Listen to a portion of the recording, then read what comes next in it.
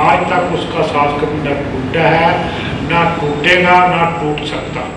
तुम जो है उस मालिक को छोड़ना भी चाहो ना, तुम छोड़ ही नहीं सकते, छोड़ सकते ही। जो नरकों में जाओगे तभी वो तुम्हारे साथ है, कुत्ता बनोगे तभी तुम्हारे साथ है, गधा बनोगे तभी तुम्हारे साथ है, गिद्दड़ बनो, शेर बनो, वृक्ष बनो, मच्छर बनो, मक्खी बनो, बिच्छू बनो, कोई भी जीव तुम्हारे साथ ही रहेगा। वो तो जरा तुम्हारा साथ नहीं छोड़ता, तुम्हारी अपनी समझ है। तुम्हारा जो है पिछले जन्मों में भी साथ था, उसका साथ छोड़ना चाहो तब नहीं छोड़ता। हमारी ही अज्ञानता है, अहंकार के कारण। तुम्हारा अहंकार नहीं उसको त्याग रखा है, वो तो नहीं। वो तो कहता आओ बच्चों आओ, वो तो प्रेम करता है, शुरू से करता है, अब भी करता है।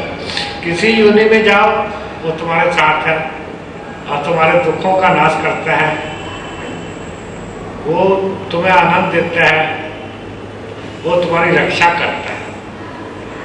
चाहे किसी योनि में चले जाओ, वो तुम चला हमेशा अच्छा ही करता है। ये अहंकार बीच में दीवार है, ये अहंकार हट दे तो सब साफ हो जाता है। कोई जन्म मरण का चक्र ही खत्म हो जाता है, उसके दर्शन हो जाते हैं। ये अहंकार जो है अज्ञानता के कारण, अहंकार जो है ये नहीं समझ में आने देता, ये मैं ये मैं वो। ये सात्विक रजस और तमस, ये रजस और तमस वालों का ये अहंकार होता है।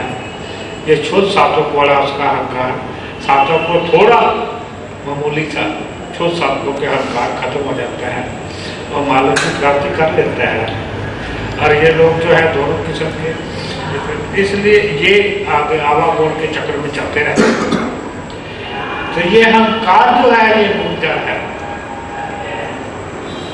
दर्शन किसके करने हो तो तुम्हारे पास ही आओ, उसका तो हम सब छोड़ ही नहीं सकते। अब किसको ढूंढना है, कहाँ ढूंढना है, कहाँ पाना है। कोई खो गया, कोई जिसको पाना है वो तो हमारे अंदर ही बैठा है, वो तो हमारे पास ही बैठा है और सदा से ही अहंकार निकले तो समझ में आए बात। अहंकार को छोड़ दो तो समझ में आए। अब ये दोनों जो तमस है और रजस वृत्ति में अहंकार प्रधान है, ये किसी चीज की समझ नहीं आने देता। अब यहाँ सत्संग सुना है, थोड़ी देर रहेगा, वहाँ कितने घर जाके पूछना चोर यार क्या है। संतों के चक्कर में पड़ना, उल्टे काम करना, काम काय का ज्ञान है, ठीक है तो चल रहा है, अहंकार बोलेगा ये कि संत जो है ना उसके जो पर्दा खोलते अंदर के पर्दे एक एक करके फिर समझाते हैं। हमारे पास तो इतना टाइम नहीं भाई, हम तो पटापट है, कोई टीका शीका है, कोई ऐसा हम तो जाते ही सब टीका लगाए बस हमारा कल्याण हो जाए। अगर टीका ना लगे फटाफट तो काय कर सकते, क्या जरूरत है, हमारे पास इतना टाइम नहीं है। और ऐसे संत हैं आजकल टीके लगाने वाले आगे हैं, फटाफट पैसा चाहिए, पैसा दो, उन्होंने रखी हुई है, इतनी फीस लगती है। आजकल पैसे से भगवान मिल जाता है, चिंता ना करो। अगर नहीं ना पैसा तो बैंक से लोन ले लेना, लोन भी मिल जाता है, पैसे से भगवान मिल जाता है। जो मैं बता रहा हूँ ये तो लंबा रास्ता है, बड़ा लंबा चक्र है, वो अपना फटाफट है, फटाफट भगवान के दर्शन लो। अरे भगवान के दर्शन करेगा कौन? भगवान के दर्शन कौन करेगा? करने वाले तो तुम हो, जीवात्मा।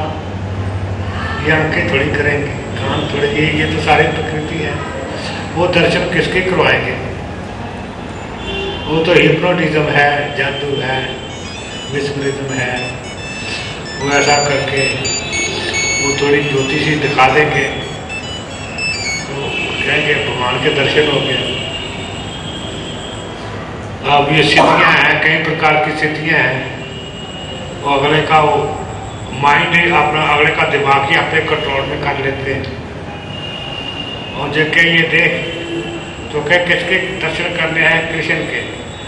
ये देख, ये कौन है कि भगवान किशन ही नजर आएगा तुम्हें। अम्बाले में मैं रहता था, एक जो था आया मेरे पास, कहता चलो वहाँ ना संत आए हुए दिल्ली से, वो भगवान के दर्शन करवाते हैं। मैंने कहा मैं तो आता जाता नहीं भाई। कहता नहीं चलो तो सही, देखो तो सही। हम चले गए, ऊपर जवाना था, बहुत बड़ा हाल था, बहुत लोग बैठे थे, और हम भी जाके बैठ गए पीछे। ऐसे संत जी, ऐसे मुंह था, ऐसे दीवार थी, तो उसके चेले चप्पे जो थे, जिस तरह तुम लोग बैठे हो, उन्होंने नंबर लगा रखे थे।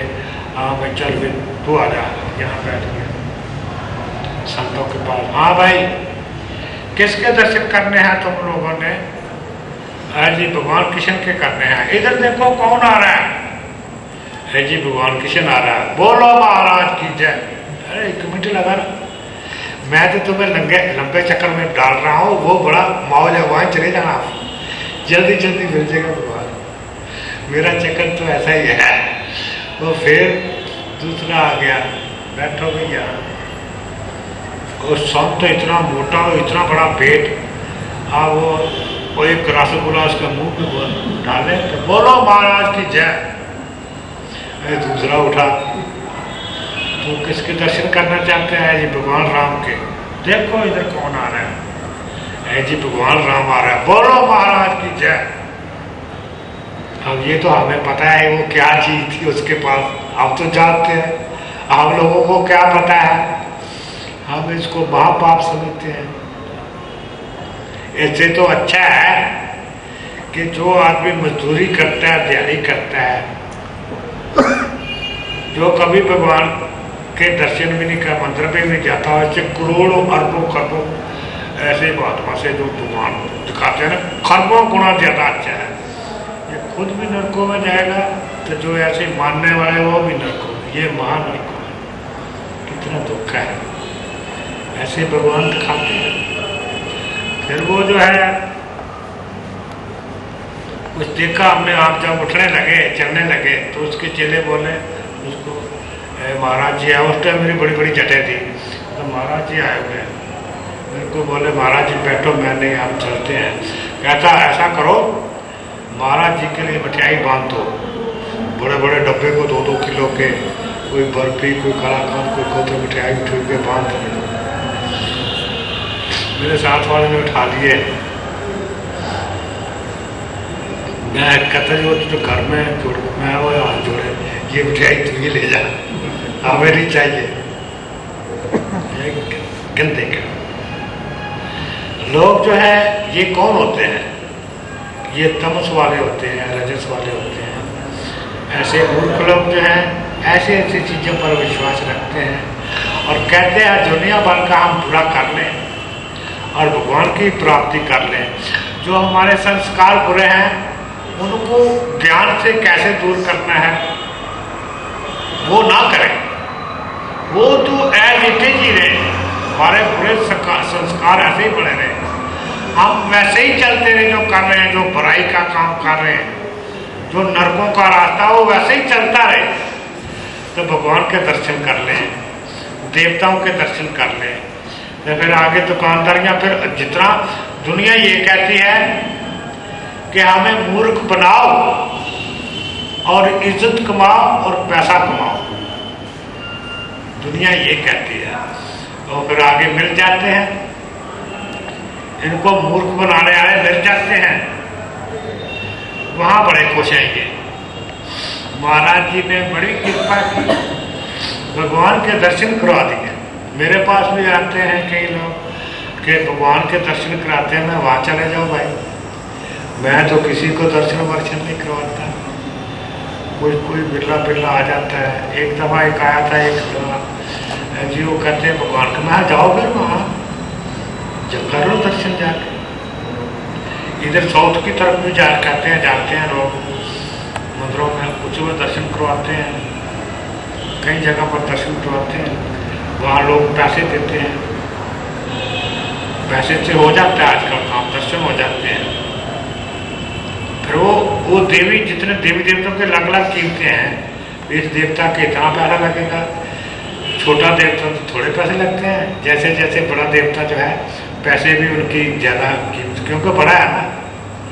फिर भगवान कृष्ण के उसके फालतू है और ज़्यादा है, उनकी फीसें हैं, फीस दो आप भगवान के दर्शन करो। ये महाकाल युग है, महाकाल युग है ना, काल काल युग है, इसमें ऐसे ही है, ऐसे ही लोग जाते हैं, ऐसे ही आगे संत भी मिल जाते हैं। बड़े नज़ारे हमने देखे, रात को बातचीत हो रही थी संतों के बारे में, कैसे कैसे लोग संत बन जाते हैं, अच्छा पैसा कमाते हैं, अच्छी ठाट से रहते हैं। वो जो चोर डाकू बदमाश हेरा फेरी मास्टर बन जाते हैं, अपना सीख लेते हैं कुछ बोलना चलना, कोई भजन भजन, कईयों की आवाज़ अच्छी है, भजन सीख लेते हैं,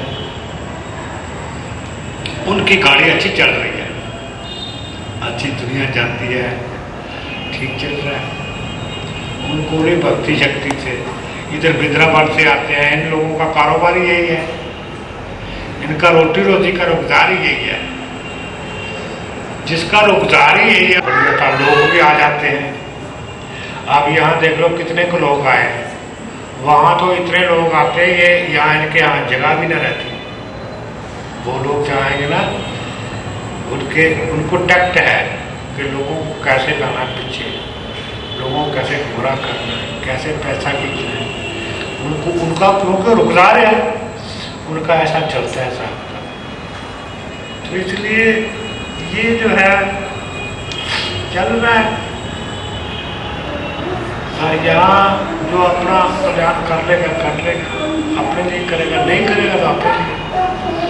इसलिए अच्छे मार्ग पर ठीक रहते हैं, सच्चाई तो सच्चाई रहनी है और झूठ झूठ ही रहना है।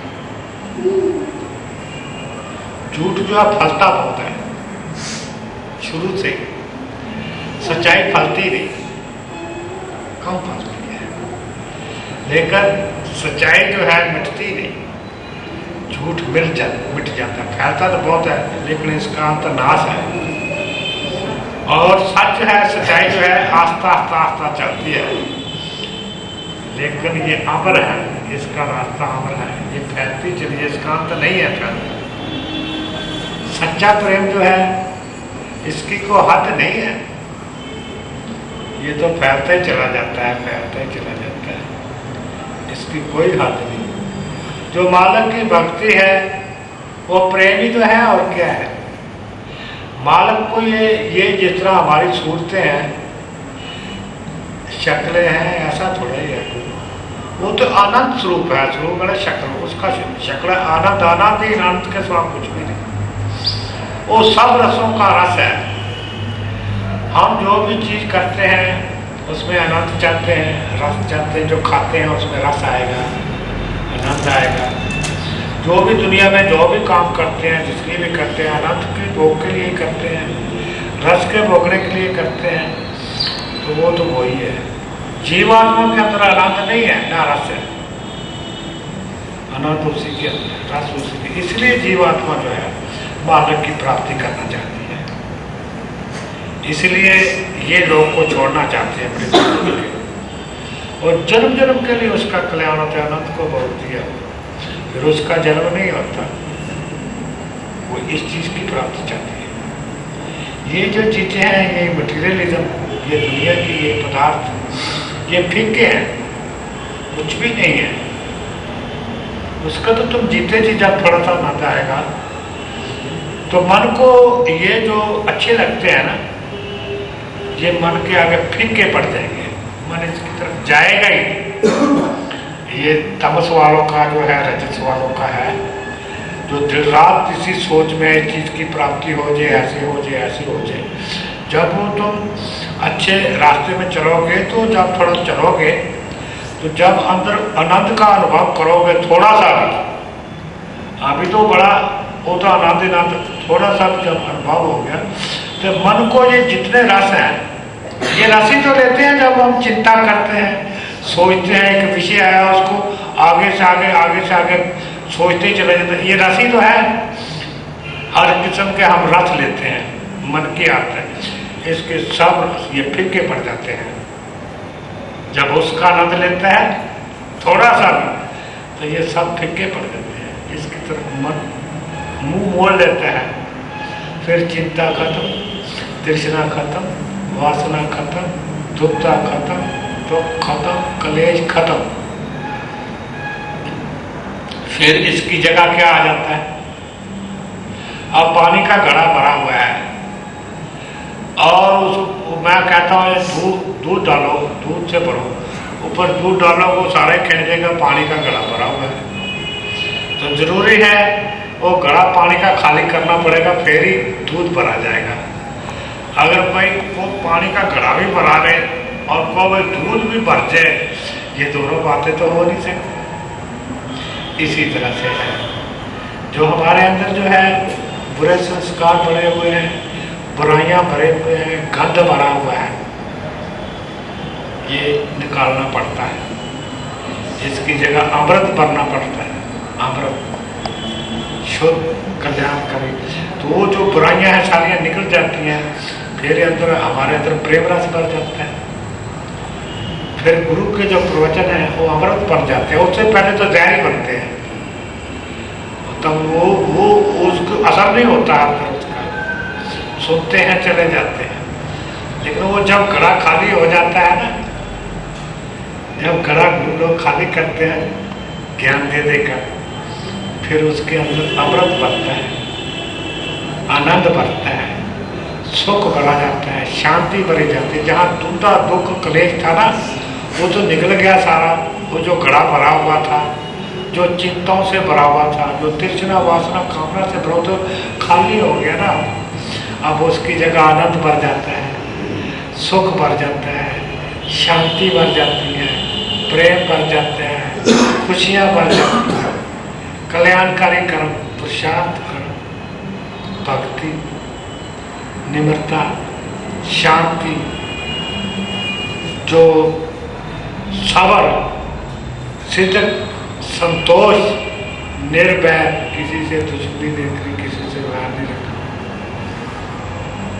जो है कल्याणकारी, सभी का कल्याण चाहना, सबका कृपा, सभी पर कृपा करना, दया करनी सभी पर, करुणा सभी को करना भावना है, जो करना दया, ये चला चलो इसका करो।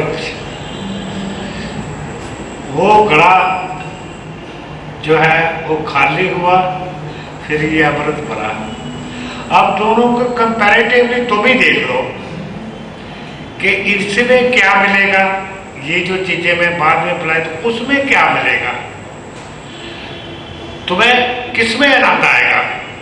अब तुम ही देख लो कंपैरेटिवली, दोनों का आपस में कंपैरेटिवली देखो, तुम्हारी भी तो बुद्धि है। जब तुम कंपैरेटिवली दोनों को देखते हैं तो फिर क्या चाहते हो, कौन सी चीज अच्छी है, कौन सी चीज अच्छी लगती है तुम्हें, किसमें तुम्हारा कल्याण है और दूसरों का भी कल्याण है और सदा सदा के लिए कल्याण है और जन्म जन्म का योगदान हो जाता है। वो चीज अपनानी चाहिए या वही गंदगी रखनी चाहिए, बदबू, दुख, कलेश और ये आनंद। ये बुद्धि इतना तो बताती है, मन तो शैतान है, मन तो अपने चलाया बन का इतनी वो नहीं है, लेकिन बुद्धि बताती है, बुद्धि निर्णय लेके देती कहती है। तो बुद्धि तो हमें दे रखी है भगवान ने, इसलिए भगवान कहता है तुम कर्म करने में सब जीव स्वतंत्र है। जब उसने बुद्धि दे दी तो भगवान कहता है बुद्धि से काम लो, जो कर्म करना है सोच समझ के करो। हर जीव जो है कर्म करने में स्वतंत्र है और फल भोगने में स्वतंत्र नहीं है। अब ये खड़ा कर दिया ना भगवान ने, यही गलती की।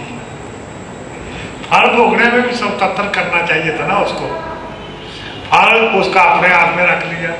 अब यहाँ गड़बड़ हो गई ना, ये गड़बड़ ना होती तो फिर ये संतों महात्माओं की जरूरत भी नहीं थी, ज्ञान की भी जरूरत नहीं थी, फिर तो आप कुछ ना कुछ कर ही लेते। अब यहाँ ये गड़बड़ करके कर्म करने में स्वतंत्र है, फल भोगने में स्वतंत्र नहीं है। हम कर्म जैसा मर्जी कर रहे, लेकिन फल मालिक देते हैं, भगवान देते हैं, फिर वो फल भोगना पड़ता है। कर्म करते समय तो हमें बुद्धि से जो विचार, बुद्धि से काम नहीं लिया, अपने करते रहे, लेकिन जब फल भोगते हैं बहुत दुखी होते हैं, बहुत दुखी होते हैं। फिर कहते हैं लो जी भगवान का क्या इंसाफ है, वो तो इतना सुखी, वो मैंने क्या भगवान की टांग तोड़ी थी जो मेरे को इतना कुछ कर दिया, कि भगवान को दोष देते हैं उल्टा। नहीं, इसलिए भगवान ने बुद्धि दे रखी है, हमें बुद्धि से देखना चाहिए कि क्या ठीक है क्या गलत है। और अब समय है, अब टाइम है, इस चीज का विचार करना चाहिए, निर्णय ले लेना चाहिए, अभी भी समय है। फिर आगे तो समय ही नहीं रहना है, मरने के बाद तो भोग है, भोगना ही भोगना है, फिर हम कुछ कर नहीं सकते। तो अब समय है, कर लो कुछ, अच्छी बात है। भगवान की कृपा हो रही है हमारे पास, बुद्धि दे रखी है, तो रास्ते का बदल लो, रास्ता ही थोड़ा वो करना कुछ नहीं, रहना इसी संसार में, इसी घर में। सिर्फ ये होता है कि विचारों का डायवर्ट कर देना होता है, और कुछ नहीं करना, विचारों को बदल देना है। जिस रो में आप बैठ रहे हैं, वो मैं कई बार कह चुका हूँ, कौन कौन से शास्त्रों के विचार क्या हैं, रजस और तमस के क्या हैं। वो विचारों को, जो रजस और तमस के विचार जो है, उनको डायवर्ट कर देना है। जो शुद्ध सात्विक विचार है, इनमें विचार कर देना है। तो उसमें कोई परिश्रम वाली बात नहीं है, मेहनत वाली पैसे, तुम्हें कोई मेहनत नहीं लगेगी, तुम्हारा कोई पैसा भी खर्च नहीं होगा, तुम्हारी कोई भाग दौड़ भी नहीं होगी, कुछ भी नहीं होगा। जैसे रह रहे हो रह जाओ, जो काम काज कर रहे हो करे जाओ, जो परिवार में रह रहे हो रह जाओ, जैसे तुम पहले चल रहे हो वैसे।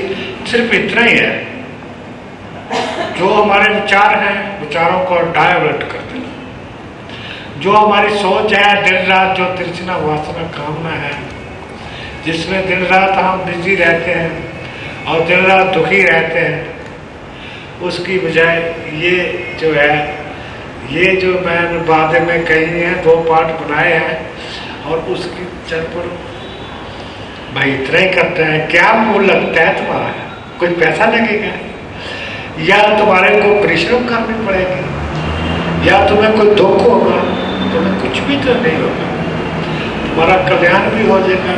सिर्फ इतना ही तो है कि बुद्धि से काम लेना है, जो बुद्धि दे रखी है भगवान ने, उससे काम लेना, और करना तो कुछ नहीं है।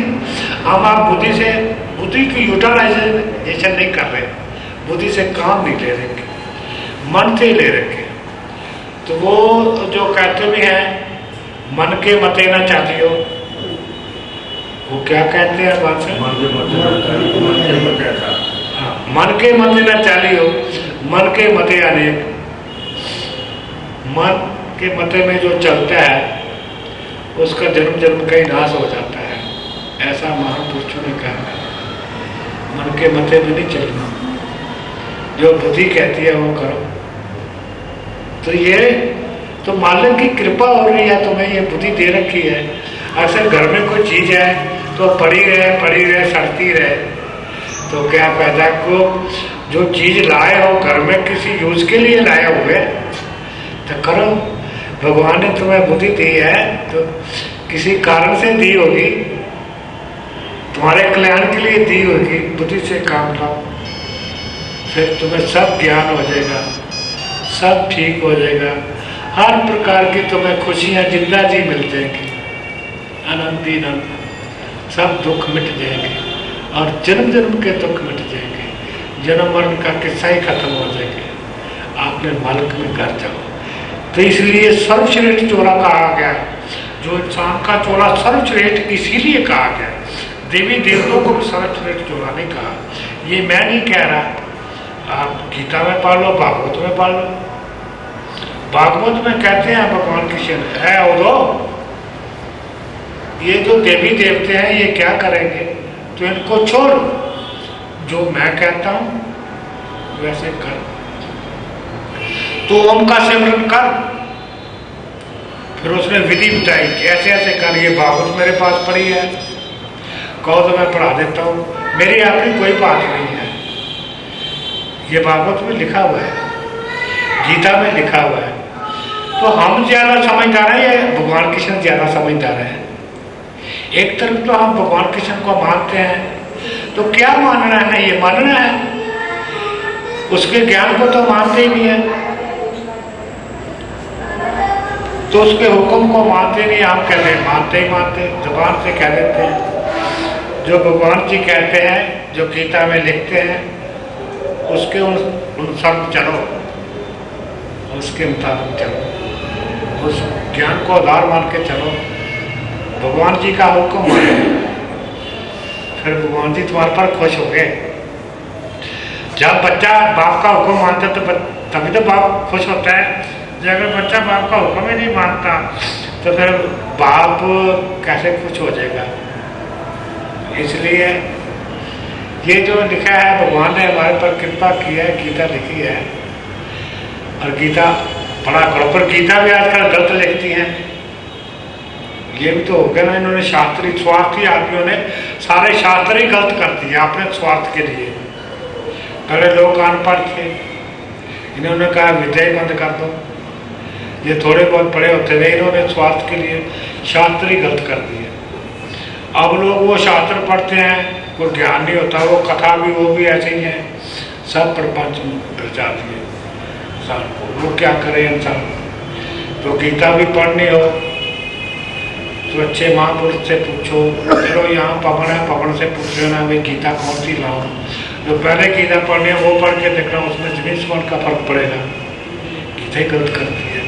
जो यहाँ रहते हो, यहाँ हमारा प्रधान पवन जी है, पवन जी से संपर्क करो को कि भाई हमें कौन कौन सी बुक्स पढ़नी है, या हमारा इनसे बैठो उठो, ज्ञान की चर्चा करो, ये जो है सब कुछ। और मेरा हर शनिवार जो है सत्संग होता है, और यहाँ भी ये भी सुनते हैं, ये लोग कलकत्ते वाले भी सुनते हैं, वो प्रवचन सुनो।